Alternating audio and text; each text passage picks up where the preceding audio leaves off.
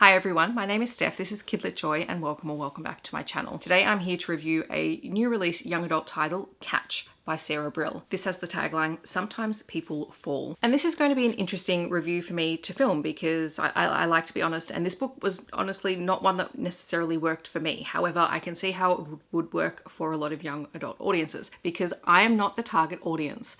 And I talk about this a lot when I review particularly young adult titles. I'm not the target audience. It has not been written for me. I'm reading it as an adult with an adult lens, looking at it as a young adult book and how it would work for readers younger than I am. So I want to acknowledge that before I begin because I will talk about the things that worked for me and things that didn't, and they will possibly work for a younger reader. I did receive this review copy from Alan and Unwin, so thank you very much to them. The blurb on the back says, the summer that Beth turns 16, she grows. She grows so fast her bones hurt and she feels like throwing up. Everyone, including Etienne, the boy who lives over the road, looks at her differently. Then she starts catching people who are falling out of trees or from tall buildings.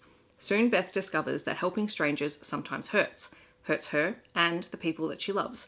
It isn't ideal for her school grades either. Is there a way to balance family and friendship and basketball and romance and catching? An extraordinary story about finding out who you are and discovering who you want to be. The story starts at the end of summer. Beth is going into year 11. She's living at home with her parents and her sister. Her sister is in year 12 and has just dropped the bombshell that she is pregnant with her boyfriend and that she's keeping the baby and she's going to keep doing school and she's got a plan and it's all mapped out. Her sister is a very stable influence, weirdly enough. Beth's parents are also very overprotective and can be a little bit standoffish at times, which is from the viewpoint of a 17-year-old going into year 11, 16, 17-year-old going into year 11. We find out that Beth has had a growth spurt. She's always had a crush on Etienne, who is her sister's best friend. One day, Beth just feels this really nauseating, sick feeling and she finds she has to run. And as she's running, it takes her to a place where she unexpectedly catches someone who is falling from a great height.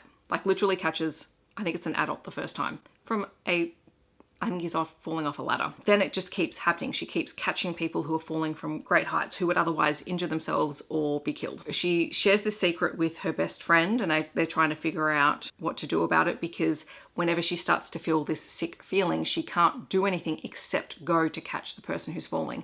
That means she leaves school in the middle of assignments and tests, and she leaves basketball practice in the middle of basketball practice or the middle of games. She runs out of dinner and people don't know what's going on. They think that she's going off the rails. And alongside that, she's been asked to join the basketball team. She's never been a sports person, so she's finally part of a group, but those relationships are being damaged by not being there. And her budding relationship with Etienne is damaged because she doesn't explain what's going on. She can't explain what's going on because she doesn't actually understand it herself. And I think for me as an adult reader, of someone who does really like reading speculative fiction, which is the category that this would fall into, is that there's no real explanation for why she's able to catch people and why she has this compulsion and this feeling that she needs to go out and do it. There are elements that are explored that I liked about her best friend figuring out ways of, testing her range and helping her manage different strategies to try and help alleviate some of the symptoms and some of the sick feeling that she gets.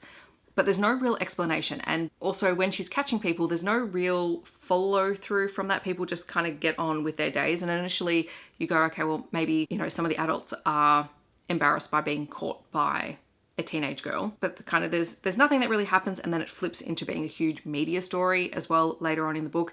And for me, the tone and the pacing of that kind of storyline didn't really work for me. However, I could see how it would work for a young adult version of me 20 years ago. I would have eaten this up because it is open-ended. I remember as a kid, I didn't need all the answers for everything. Sometimes I just wanted the story and the connection to the character. And this is about Beth growing up, growing into her own skin, growing into her skills, finally having something that's hers, that she's good at, and being able to eventually help people to understand that it's important to her, that she wants to continue to do it, that she's making that active choice herself. So that part I understand and I like, and I think would work 100% for young adult readers. For me, I just needed more on the world building side and the understanding of it, because as an adult reader, that's what I'm interested in. I would love to know the reason why Beth and one other character that we meet have this ability. Where does it come from?